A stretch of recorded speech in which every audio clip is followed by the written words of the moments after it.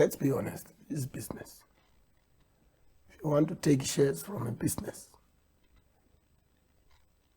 what do you bring in? Now, in terms of government, you probably would claim that the resources and those underneath the swell belongs to you. And because it belongs to you, whoever wants to mine there, I will only give you 49% shares. And 51% is mine as the government. Is that a realistic business approach? What do you bring in? Sorry, as government? 49% shares to those who wants to invest into it.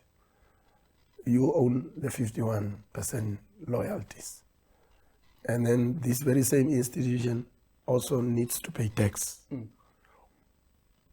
So that will increase the percentage, isn't it? Yes. Because apart from the 51% shares, you also get to get the tax out of this whole business. Is it doable? But my question always, when I'm always here in your show, is where did the person that is saying it, where did he get it? We remember the president that came into power said that she is going to implement the SWAPO manifesto. Have you read 51% shares in all minings in the SWAPO manifesto? No. So this is just a crazy lunatic who came there, called himself a minister, and makes such reckless statements, scaring investors away. Sometimes this is not politics. This is business. On one side, you are looking for investors. On the other side, you are scaring them. And you are bringing such statements in a peak of the times when we have discovered oil. So I don't know, these people want to attract news or what, I don't know. But for you to say we have to take 51 ownership in all mines, do we have the capital to invest in those projects? Do we? Here we have Namibia, what is it, Namcor. No, not Namcor. I think you are referring to Epangelo. Epangelo, Yes, yeah. We have Epangelo. What mining interest did they do? 10% in Husab. 10% in Husab mine, if I'm not mistaken. What is the return of that 10%? Have they come back to the public and tell us their progress? So how are we going to do the 51% shareholding into those mining sectors? So that's the tricky part. But we have established businesses that are they doing well? And every time you move into those parastatals, you would see flow of money going to friends, family, defrauding the system. Because recently we started making headlines of arresting people who have been defrauding us in large scale. So before you do that, you must be quiet, you must be careful. Did they do a proper research for them to say, we are going to take 51% shares in all mining sectors? New mining ventures. And this is how we are going to do it. Proper researched. I don't know. You see, people from other countries are seeing us and establish that people who are running this country has created the environment as a circus. That's the best word you can put. because they make irrational decisions. They do business engagement with the USA, China, and other countries. But with that thinking, is this the people we put at the forefront to negotiate deals on behalf of our country? Even an 80-year-old cannot make such statements, because you cannot put a government statement like that one without doing research. But they are saying they are doing it out of the SWAPO manifesto, which does not say anything about that. Maybe they want to become like these leftist politicians who always want to say nationalize the mines and all these things. Now they want to grab that without knowing what they are saying. Ovambolen People's Organization is not a leftist political party, and it will never be a leftist political party. So such statements should come from a leftist political party. Those who are in politics would be able to understand when I say leftist. You referred to oil and gas.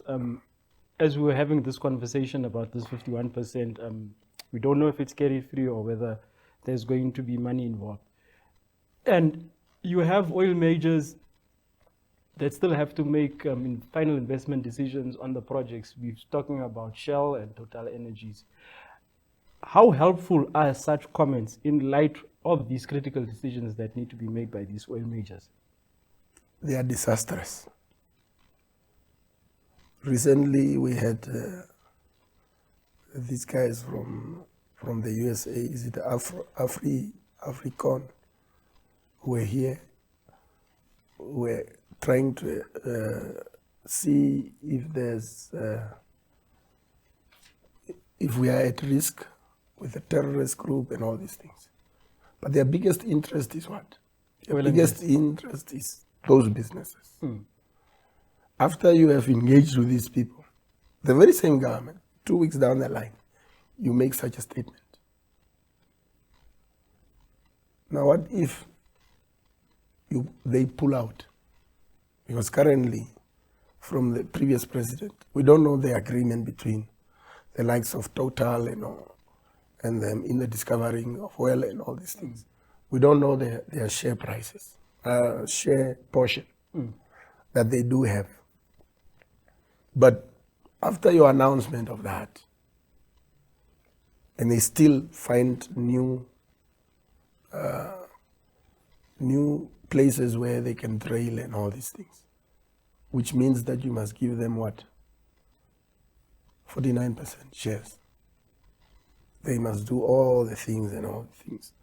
And then you as a government takes 51%. So it's something that should be checked carefully, not by making statements. Well, we have resources in this country, but do we have the capacity and finance to mine, to do the drilling? We were already struggling to find money in the, what is it, this green hydrogen project. We are shareholders, but we could not even raise the money that we should put forth.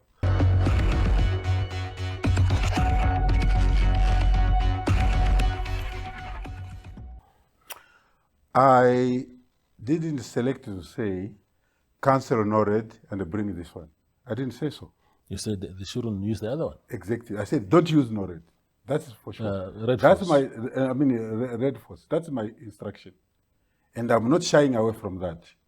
For the benefit of these citizens in this country, I will not shy away whether I'm taken to court or not. Like our founding father prefaced one of the books, let's die fighting. I will die fighting. For the benefit of the citizens of this country, I will not relent. Look at what is happening all over. What economic hardships that people are experiencing. And what comes from that resistance is two things that I see. There are some CEOs that are in forefront to resist.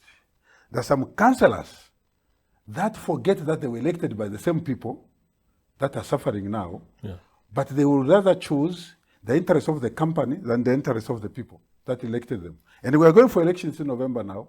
I'm happy that they're exposing themselves as to which people must not be voted for in November. I'm happy with that. Because now the citizens will clearly see who of these councillors did we vote for, but are now only for their own interest or for the interest of a profit-making company, the interest of the people that voted for them. So let them continue resisting. It's themselves that are not going to look at that. But now, coming to whether I have a power or not, my duties are not from the Procurement Act as a minister. It's not. No, but when you say don't hire this or hire this one. Yes. I didn't say hire, don't hire this one. Yeah, you Hire didn't this one. I didn't say so. I simply said don't hire this company. Why? Yeah. If they could come and say, okay, fine, we are told to hire this company to renew. I didn't say don't hire. I said don't renew, don't hire with this company. Yeah. So all they can do is that if they are serious with the interests of the citizens and residents of the municipalities, so they say, okay, fine, what do we do now? Let's open up to all other companies. That happened. That happened. All companies were given, these things were advertised, companies bid, and Red Force emerged out of that process. I am from a supply chain management principle myself. I'm an expert on that. I know what happens there. I know what happens. Yeah. Yes. And it's true that our procurement system has been hijacked and infiltrated. You cannot rule that one out. Yeah. Yes, you cannot rule it out. So now, you are saying whether I was wrong or right. But this time, you believe I was wrong. Yeah, because I think a minister telling... What is my duty sheet? No, you have a lot of oversight over Not local oversight. authorities. I don't have a duty of oversight. I have a duty to direct. Yeah, but not oversight. But even directives must be informed by law. That is yes, the let me read it to you. Yeah, let me read it to you. Yeah. You see here it says in Article 40, duties and functions of a minister. Yeah. Let me go to say the first duty is to direct, coordinate, and supervise the activities of the ministry. First duty. Yeah. If you go to K, it says to issue notices, instructions, directives to facilitate the implementation and administration of laws administered by the executive, subject to the terms of this constitution and any other law. Now, which any other law is that? That I'm supposed to give direction. Not procurement. No, I'm saying which other law? Someone must come and tell me. You have certain laws that are allowed, that have certain laws that are not allowed. Then I'll understand it. If the Constitution says to give notices and directives in terms of the Constitution and any other law, someone will come and say, any other law means some of the laws, these ones are not. It's subject to debate. I'm not saying I'm correct, but even them are not correct. You're right. I'm saying my first duty, my first duty as a minister is the protection of the citizens of this country. But you're not protecting citizens if you say, Minister, if you say that other companies can come and do business with the municipalities. I didn't say so. But no, because I didn't say so. you only singled out one. You only singled out one. Those other companies are not there. No, but it means, according to your directive, municipalities shouldn't have any problem with hiring anyone else except as long as they are not Red Force, and that is problematic. It's like you are saying, Minister, you run a consultancy, which was in the papers. Let me just make this point quickly. You run a consultancy that was in the papers earlier this year, a legitimate business entity owned by James Sankwesa, yes, which competes in different spheres here. If when you were not a minister, even that tender that you got in the Minister of Agriculture, when you were not a minister, if somebody had said, the Minister of Agriculture at the time said, we have this tender in the ministry and we are putting it out there, but do not, by any chance, touch that company of Sankwesa, you'll be mortified. No. What did you do to him? You see, you have your own concept of understanding. I have my own concept of understanding. There has to be One, a common one. I have never said cancel the contract. Right? Yes. I didn't say so. Yeah. I said when it expires, don't renew it. Still. What I'm saying, any legitimate person, Yeah. any council that would be legitimate and say, we are working here, we are councillors, we are chief executive officers, in the interest of the citizens, would sit and say, what was wrong with this company? Let's go for renegotiation Yeah. and see what new terms, if this company comes back, Yeah. what new terms that are favorable to our citizens, that are affordable to our citizens, can we come up with? I have no problem with that. But to renew it as it is, I have a problem. There's nothing illegal about I'm not saying a illegality. company making a markup to say we deliver services, because companies come, they say this is what we do, these are the rates, this is the markup that we put on top of our services, take us or don't take us. But There's nothing illegal about that. no, is that part of the old contract? Because you see, when you tender, if it's a contract that goes over 2-3 years, Yeah. you always have to put in mind to say, what will be the future value of money? Yeah. In your tendering, you say, after 12 months, I will increase my rates by 5% or by 2%. It must be agreed already from the start. You don't just come in the middle and say, now because there is inflation, I'm increasing. When you do not agree with it from the beginning. It doesn't work like that in procurement. Absolutely. So the fact that people are failing to pay is not necessarily because they don't have the ability. It's the rate of that is being determined. Which rates that people are paying has to do with the high salaries that the municipalities are charging, are paid for the executive and whatever. It's nothing to do with the actual service that is being done there. It's the salaries. Minister, Let's be factual. You're also getting a good salary, Minister. Yes. Why shouldn't others get paid When I properly? was out of this position before coming here, even if you look at that tender that we're talking about, 5 million. It's a lot of in, money. in 3 months. Show me one minister works for that one in 2 months, or 3 months. I don't even, my annual salary is not even $1 million. Yeah, it's a lot of money. So still. it's the fact that you must look at it and say, how much is being paid? You have chief executive officers in this country that are paid higher than the president of the country, Yeah, that's true. who has got a more function to execute, more responsibility than a single entity chief executive officer, but gets paid more than the president, more than a minister. Yeah. The whole system requires attention. I understand. I agree.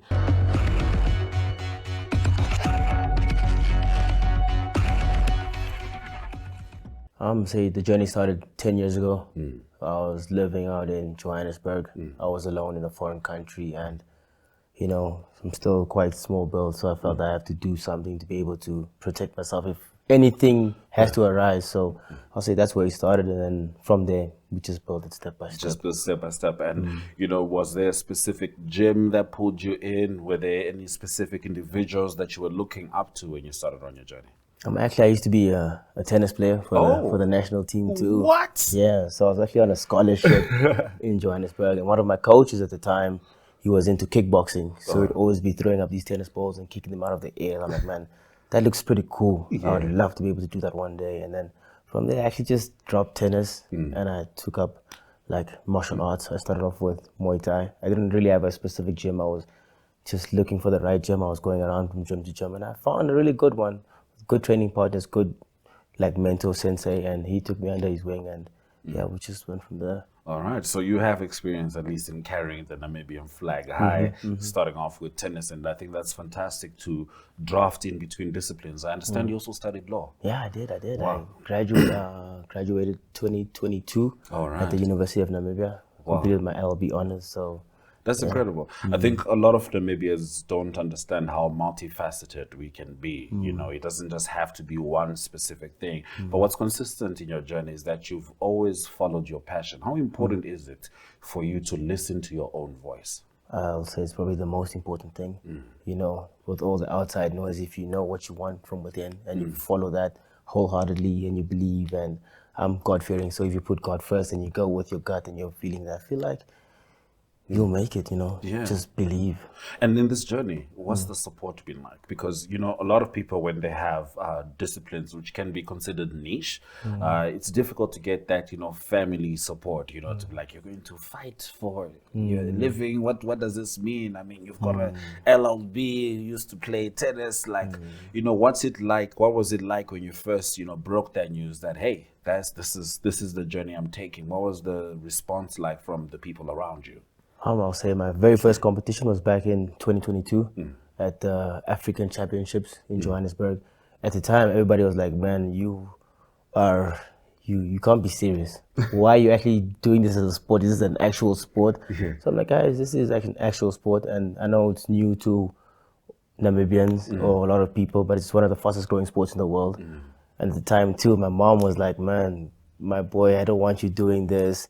Focus on the law, you know, you can get a good job and stable income and no injuries. We're worried about your brain and everything. But after that competition and I brought home the gold medal, they were like, man, actually this man has some potential, you know. So from there, everything changed. I'm like, how you doing? Where do you want to go? When's the next competition? We believe in you. So the support since then has been overwhelming. It's been great. And I'm just appreciative of everybody and everything that has been happening for me. So No, I mean, I can only imagine what it's like. And of course, when it comes to African parents, they have this thing where they don't tell me, show me.